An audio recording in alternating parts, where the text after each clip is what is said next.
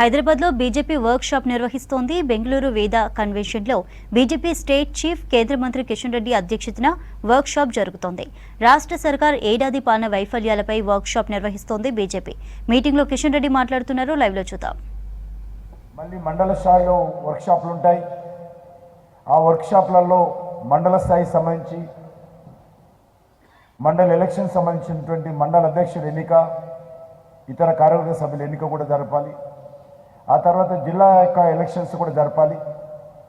అవన్నీ కూడా ఈ నెల 22వ తేదీన ఢిల్లీలో జరగనున్నటువంటి పార్టీ సంస్థాగత సమావేశంలో ఆ యొక్క మండల ఎన్నికలు, జిల్లా ఎన్నికల డేటు కూడా వస్తుంది. కాబట్టి ఇప్పుడు మనకు వచ్చింది పోలింగ్ బూత్కి సంబంధించినటువంటి ఎన్నికల షెడ్యూల్ వచ్చింది. అది ఈ నెల చివరి వరకు కూడా మనం పూర్తి చేయాల్సినటువంటి అవసరం ఉంది. ఒకసారి పోలింగ్ బూత్ కమిటీలు రిజిస్టర్స్ పూర్తయిపోయి పోలింగ్ బూత్ యొక్క ఎన్నికలు పూర్తి చేస్తే మనకు మండల ఎలక్షన్స్ కానీ జిల్లా ఎలక్షన్స్ కానీ చాలా సులువుగా చేసుకోవడానికి అవకాశం ఉంటుంది. కష్టమంతా కూడా ఇప్పుడే ఉంటుంది. ఎందుకంటే మనకు అయినటువంటి సభ్యత్వం అంతా కూడా పోలింగ్లో బూత్ వారిగా రిజిస్టర్స్ తయారు చేయడము ప్రధానమైనటువంటి పని. అది అయిన తర్వాత రిజిస్టర్స్ అన్నీ కూడా మండల రిటర్నింగ్ అధికారితోటి వెరిఫికేషన్ చేయించుకొని అనుమతి తీసుకోవడము రెండో పని.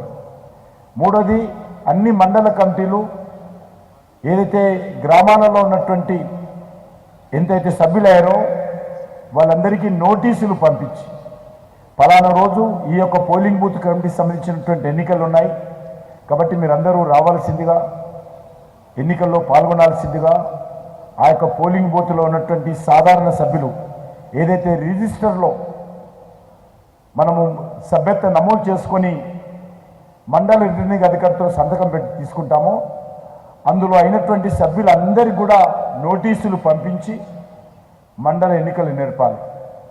తూతూ మంత్రంగా నడపడానికి లేదు. ఏదో 10 మందిని కూర్చుని మండల పోలింగ్ బూత్ కమిటీ వేయడానికి వెళ్ళలేదు. అధికారపూర్వకంగా నోటీసులు పంపించి ఆ యొక్క పోలింగ్ బూత్ ఎన్నికలు నిర్వహించాలి. ఒకసారి ఎన్నికలు పూర్తయిపోతే దాంట్లో కూడా మహిళలు ఉండాలి, పోలింగ్ బూత్ కమిటీలో ఎస్సీ ఎస్టీలు ఉండాలి. కాబట్టి అది కూడా దృష్టి పెట్టుకొని ఆ నియమాలను కూడా మీకు అందరికీ ఇప్పటికే పంపించారు. నేను అవన్నీ కూడా రిపీట్ చేయదలుచుకోలేదు. కాబట్టి ఆ రకంగా ఈ యొక్క ఎన్నికలు పూర్తి చేయాల్సిందిగా మీ అందరినీ కోరుకుంటున్నాను. ఇకపోతే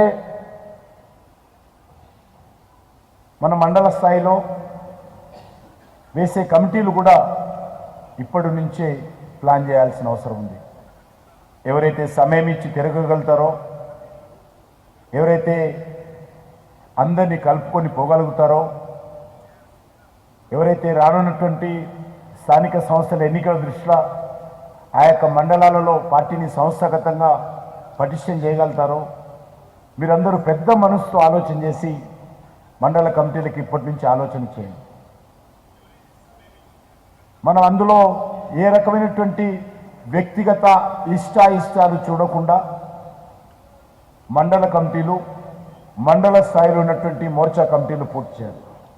కాబట్టి ఇవన్నీ పూర్తి చేయాలంటే తప్పనిసరిగా క్రియాశీలక సభ్యత్వము మండల స్థాయిలో పూర్తి కావాలి. ఈవెన్ మండల ప్రెసిడెంట్ బాధ్యత తీసుకొని పనిచేయాలి. ఏదైతే గ్రామ స్థాయిలో ఉన్నటువంటి పోలింగ్ బూత్ ప్రెసిడెంట్ కూడా సాధ్యమైనంత వరకు క్రియాశీలక సభ్యులుగా అర్హత పొందినటువంటి వాళ్ళే వేసేటువంటి ప్రయత్నం చేయాలి. కాబట్టి నేను ఇంతకుముందు కూడా చెప్పాను, మన మండలాలలో ఎవరెవరు క్రియాశీలక సభ్యులుగా ఉండాలో, ఉంటే బాగుంటుందో, పార్టీకి మేలు జరుగుతుందో ఆ రకంగా ఒక 100 మంది పేర్లు మండలాలలో రాసి వాళ్ళతో కూర్చొని వాళ్ళతో ఈ యొక్క క్రియాశీలక సభ్యత్వం పూర్తి చేయించేటువంటి ప్రయత్నం చేయాలి. ఆ రకంగా ప్లానింగ్ లేకుండా ఎవరంతలో వాళ్ళు మరి ఈ యొక్క క్రియాశీలక సభ్యత్వం విషయంలో ముందుకెళ్తే బాగుండదు. కాబట్టి మండలాల్లో ఉన్నటువంటి ప్రముఖ నాయకులందరూ కూర్చొని ప్రతి మండలంలో, ప్రతి డివిజన్లో